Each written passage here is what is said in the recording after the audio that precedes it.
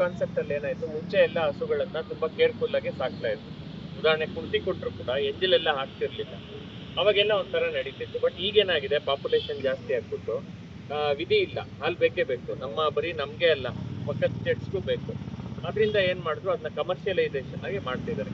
ಇದನ್ನ ಮಾಡಿದ್ಮೇಲೆ ಏನಾಗೋಯ್ತು, ಜನ ಏನ್ ಮಾಡಿದ್ರು, ಈ ಹಾಲ್ಗೋಸ್ಕರ ಜಾಸ್ತಿ ಹಾಲು ಬರ್ಲಿ, ಬರೀ ಹಾಲ್ನೇ ಕಾನ್ಸಂಟ್ರೇಟ್ ಮಾಡಕ್ ಸ್ಟಾರ್ಟ್ ಮಾಡಿದ್ರು. ಇವತ್ತು ನಾವು ಹಳ್ಳಿಗೆ ಹೋದ್ರೆ ಒಂದ್ ಹಸು ನೋಡಿದ್ರೆ, ಇದು ಎಷ್ಟು ಹಸು, ಇದು ಎಷ್ಟು ತಲೆಮಾರ್ಗ ಹಾಲು ಕೊಡ್ತಿದೆ ಅಂತ ಯಾರು ಕೇಳೋದಿಲ್ಲ.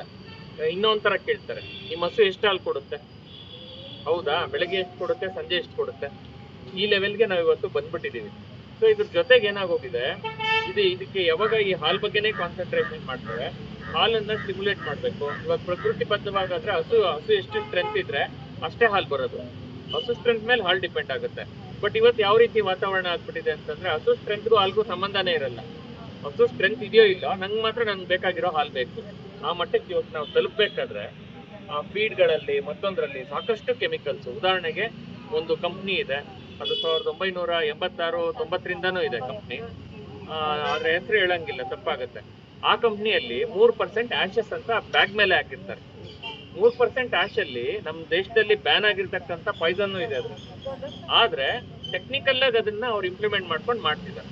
ಆಮೇಲೆ ನಮ್ಮ ಇನ್ನ ಕೆಲವು ಸರ್ಕಾರದ ಜೊತೆ ಕೈ ಜೋಡಿಸ್ಕೊಂಡು ಕೊಡುವಂತ ಫೀಡ್ಗಳಲ್ಲಿ ಕೂಡ ಅದ್ರ ಬ್ಯಾಗ್ ಮೇಲೆ ಯೂರಿಯಾ ಅಂತ ಹಾಕಿರ್ತಾರೆ. ಸೊ ಈಗ ಅಷ್ಟೆಲ್ಲ ನಾವು ಕಣ್ಣಲ್ಲಿ ನೋಡ್ತಾ ಇದ್ದೀವಿ. ಪಾಪ ರೈತರಿಗೆ ಲಿಟ್ರಸಿ ಇಲ್ಲ.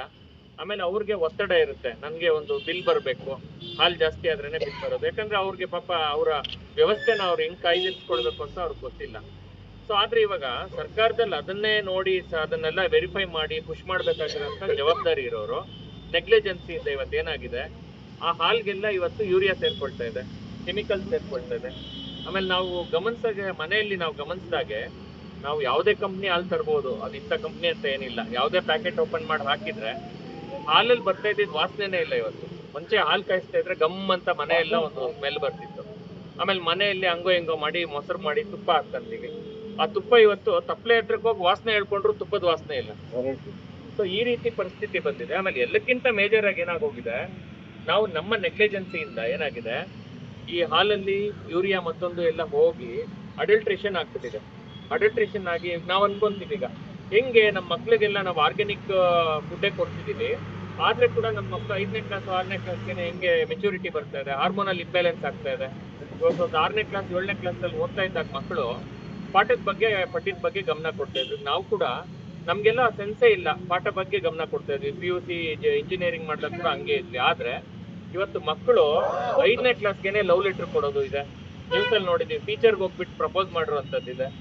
ಸೊ ಇಂಥದ್ದೆಲ್ಲ ಆಗ್ತಾ ಇರೋದಕ್ಕೆ ಹಾರ್ಮೋನಲ್ ಇಂಬ್ಯಾಲೆನ್ಸ್ ಕಾರಣನೇ ಹೊರತು ಯೂಟ್ಯೂಬ್ ಅಲ್ಲ ಅಥವಾ ಯಾವುದೋ ಒಂದು ಸೋಷಿಯಲ್ ಮೀಡಿಯಾ ಅಲ್ಲ. ಯಾಕಂದ್ರೆ ಎಷ್ಟೋ ಹಳ್ಳಿಗಳಲ್ಲಿ ಅದು ಇಲ್ವೇ ಇಲ್ಲ, ಅವರ ಇಂಬ್ಯಾಲೆನ್ಸ್ ಇಂದ ಹಂಗಾಗ್ತಾ ಇದೆ.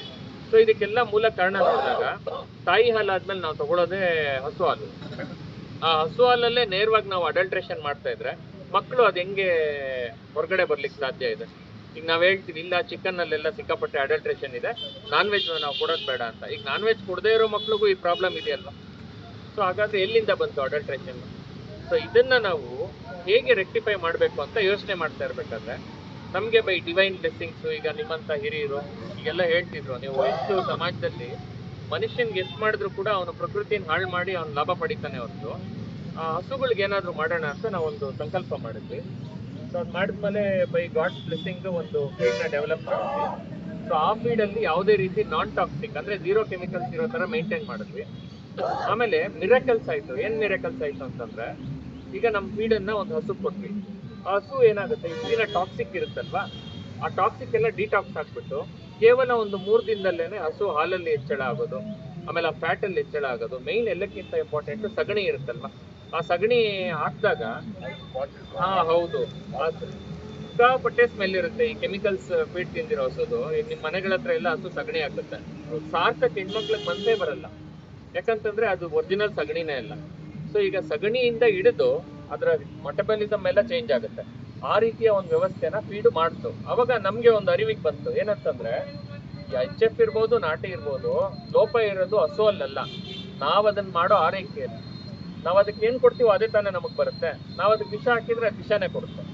ಸೊ ಅವಾಗ ನಾವು ಚೆಕ್ ಮಾಡಿದಾಗ ಕೆಲವ್ರು ಹೇಳ್ತಾರೆ, ನಮ್ಮ ವಿಡಿಯೋಸ್ ಎಲ್ಲ ಇದೆ, ರೈತರೇ ಮಾತಾಡಿದ್ದಾರೆ. ಅದ್ರಲ್ಲಿ ಕೆಲವ್ರು ಹೇಳ್ತಾರೆ ನಿಮ್ಮ ಫೀಡ್ ಕೊಟ್ಟ ನಂತರ ತುಪ್ಪ 1 ಸೊಲೆ ಜಾಸ್ತಿ ಆಯ್ತು, ನಮ್ಮ ಇಷ್ಟು ದಿನ 1 ಸೊಲೆ ಬರ್ತಾ ಇತ್ತು, ಇವಾಗ 1.5 ಸೊಲೆ ಬರ್ತಿದೆ.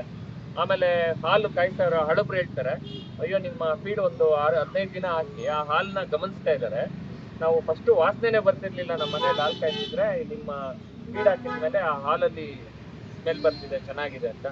ಇನ್ ಕೆಲವ್ರು ಏನ್ ಹೇಳಿದ್ದಾರೆ, ತುಪ್ಪ ಇದೆಯಲ್ವಾ ಅದರಿಂದ ತೆಗ್ದಿರೋ ತುಪ್ಪ ಈಗ ನಾಟಿ ಹಸು ಹಾಲು ತುಪ್ಪ ತರನೇ ಬಂದಿದೆ.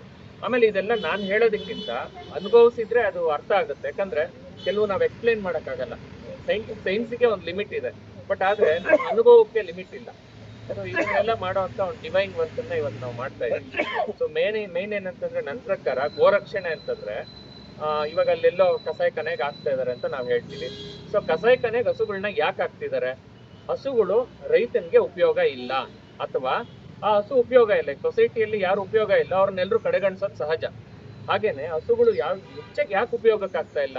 ಹಸು ನಮ್ಮ ಫ್ಯಾಮಿಲಿ ಮೆಂಬರ್ ಆಗ್ಬೇಕಾಗಿತ್ತು. ಏನಂತಂದ್ರೆ ಅದಕ್ಕೆ ಹಾಲು ಕೊಡೋ ಕೆಪಾಸಿಟಿ ಇಲ್ಲ, ಅಥವಾ ಅದ್ರ ಸಗಣಿ ನಮ್ಗೆ ಯೂಸ್ ಇಲ್ಲ. ಸೊ ಇದು ಯಾಕೆ? ಅದಕ್ಕೆ ಕೊಡುವಂತ ಆಹಾರ ಸರಿ ಇಲ್ಲ.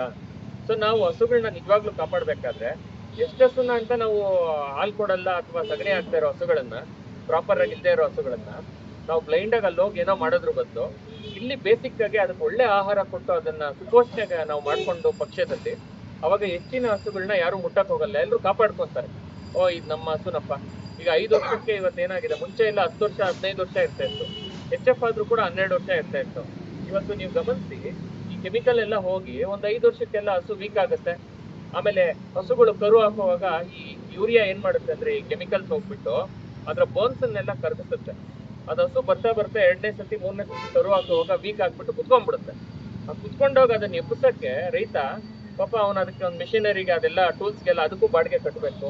ಅಷ್ಟೆಲ್ಲ ಬಾಡಿಗೆ ಕಟ್ಟಿದ್ರು ಅವನಿಗೆ ಡೌಟ್ ಇನ್ನಷ್ಟೇ ಯಾಕಂದ್ರೆ ಅದು ಯಾವಾಗ ನಿಲ್ಲೋದಿಲ್ಲ. ಕರು ಹಾಕಿದ್ಮೇಲೆ ಕಸಾಯಿಖಾನೆಗೆ ಕೊಟ್ಬಿಡ್ತಾರೆ.